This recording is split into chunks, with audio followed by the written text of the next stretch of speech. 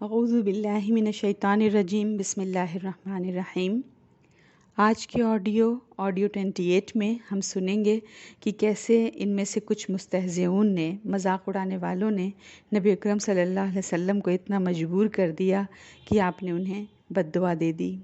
نبی اکرم صلی اللہ علیہ وسلم کی 2 بیٹیوں رقیہ اور ام کلثوم کا نکاح ابو لہب کے 2 بیٹوں سے ہوا تھا۔ ابو لہب نے ان کو طلاق دلوا دیا، اور اس سے بھی بڑھ کر ابو لہب کا لڑکا عتیبہ جو نبی اکرم صلی اللہ علیہ وسلم کا داماد تھا، وہ آیا نبی اکرم صلی اللہ علیہ وسلم کے پاس اور کہا کہ میں والنجم اذا ہوا ما ضل صاحبکم وما غوی کا کفر کرتا ہوں۔ پھر آپ صلی اللہ علیہ وسلم کا گریبان پکڑ لیا اور آپ کا کرتا پھاڑ دیا اور آپ کے چہرے پر تھوکا، لیکن اس کا تھوک آپ صلی اللہ علیہ وسلم کے چہرے پر پڑ نہ سکا۔ لائک فادر لائک سن، جیسا بدتمیز باپ ویسا بدتمیز بیٹا۔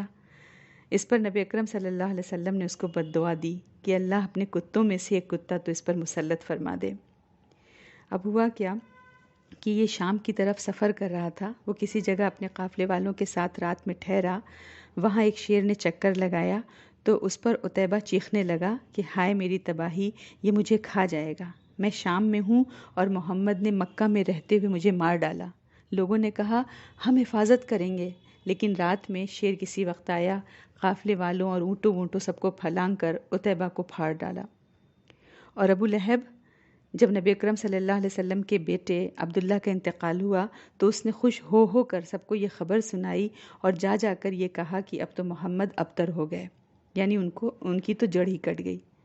دیکھیں، اسلام دشمنی میں یہ سب بھول گئے، اپنی ساری روایات بھول گئے، ہر رشتے بھول گئے، نہ تو خاندان کا لحاظ کیا، نہ قبیلے کا لحاظ کیا، نہ کسی مروت کا، جبکہ یہ ان کی روایت میں تھا کہ اپنے خاندان والوں اور اپنے قبیلے والوں کی عزت کرنا ہے۔ تو جب اس نے یہ کہا کہ یہ تو ابتر ہو گئے، تو اس پر اللہ تعالیٰ نے نبی اکرم صلی اللہ علیہ وسلم نے سے فرمایا ان شانئک ھو الابتر، کہ آپ کا دشمن ہی جڑ کٹا ہوگا۔ تو آج ہم دیکھتے ہیں الحمدللہ نبی اکرم صلی اللہ علیہ وسلم کی تو نسل باقی ہے، پوری دنیا آپ کا نام لے رہی ہے، لیکن ابو لہب کی نسل باقی نہیں۔ قرآن میں سورۃ لہب نازل ہوئی تو اس کی بیوی جو تھی ابو لہب کی، جس کا لقب تھا ام جمیل، اب ام جمیل اس کو اس لیے کہا جاتا تھا، اس لیے نہیں کہ اس کا کوئی بیٹا تھا جمیل نام کا تو کہا جائے کہ وہ جمیل کی ماں ہے۔ ام جمیل اس کو اس لیے کہا جاتا تھا کیونکہ وہ انتہائی خوبصورت عورت تھی اور پڑھی لکھی تھی، شاعرہ تھی، ساتھ ہی ساتھ انتہائی اعلیٰ خاندان کی تھی، یعنی کہ ہم سمجھیں کہ اس کو ایلیٹ ہونے میں کیا شک ہے۔ تو یہ ایلیٹ ہی ہوتے ہیں معاشرے کے عام طور سے جو مستہزئون ہوتے ہیں، مذاق اڑانے والے ہوتے ہیں۔ غریب طبقہ مستہزئون نہیں ہوتا، مڈل کلاس مستہزئون نہیں ہوتے۔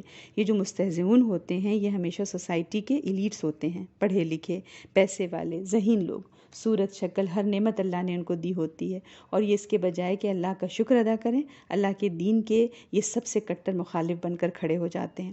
تو کنیت اس کی ام جمیل تھی اس کی خوبصورتی کی وجہ سے، نام اس کا عروہ تھا۔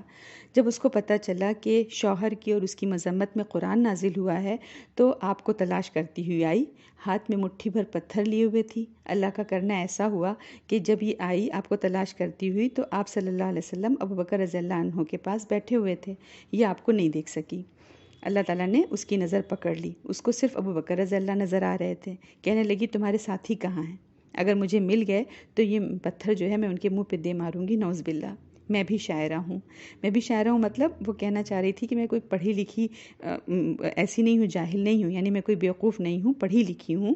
پھر اس نے شعر سنایا، مذمم عصینا و امرہ ابینا و دینہ قلینا، کہ ہم نے مذمم کی نافرمانی کی اور اس کے حکم سے انکار کیا اور اس کے دین کو گھٹیا سمجھ کر نفرت اور حقارت سے چھوڑ دیا۔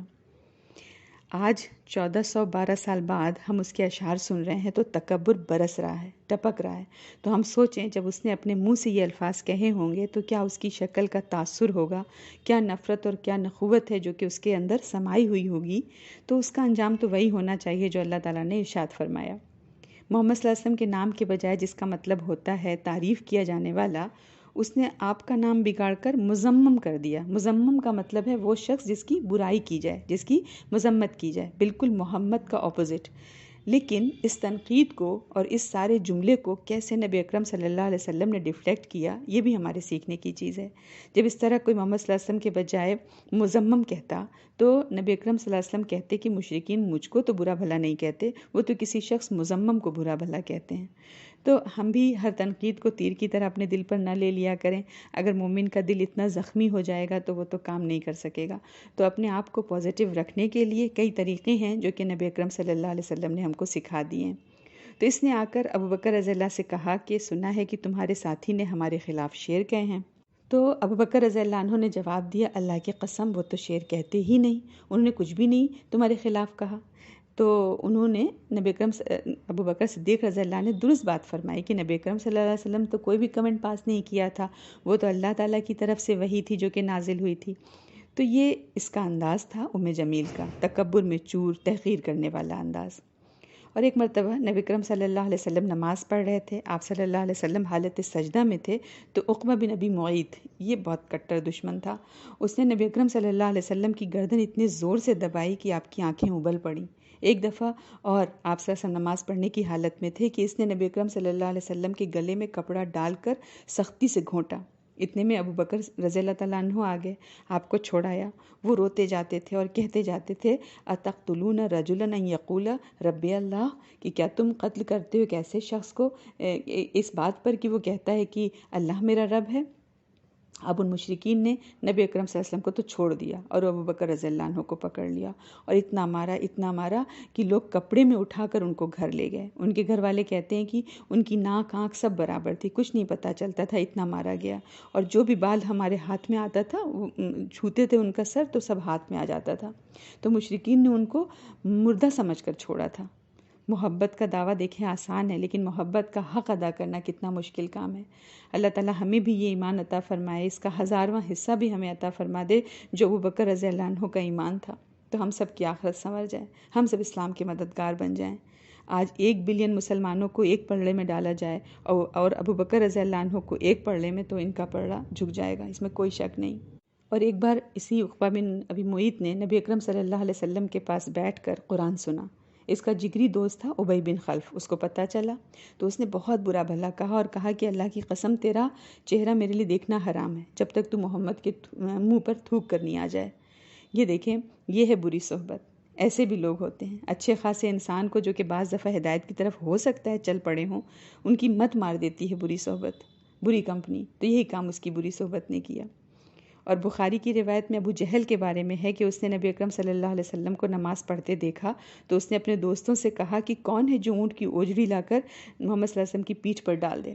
عقبہ یہ جو تھا اس نے یہی کام کیا۔ ایک بدبخت ہوتا ہے ڈیئر ڈیول، یہ اللہ کو ڈیئر کر رہا تھا، اللہ سے مقابلہ کرنے کھڑا ہو گیا، ہر برائی کا بڑھ کر اسی نے کیا، لپکا برائی کی طرف، تو اٹھا اور اونٹ کی اوجری لے کر آیا۔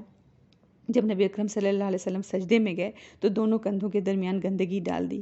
آپ صلی اللہ علیہ وسلم سجدے سے سر نہ اٹھا سکے۔ یہ قریش کے سردار بیٹھے تھے، ہنس کر ایک دوسرے پر گرنے لگے، مستہزئون تھے نا۔ اتنے میں فاطمہ رضی اللہ عنہا تک خبر پہنچی، وہ آئیں اور انہوں نے اوجری اٹھا کر دور پھینکی۔ جب آپ صلی اللہ علیہ وسلم نے سر اٹھایا تو آپ صلی اللہ علیہ وسلم نے بد دعا دی۔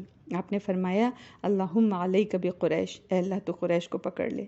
اور آپ نے جو لوگ وہاں موجود تھے، آپ نے ایک ایک کا نام لے کر فرمایا، اللہ تو ابو جہل کو پکڑ لے، اللہ تو عقبہ بن ابی معیط کو پکڑ لے، اللہ تو ابی بن خلف کو پکڑ لے۔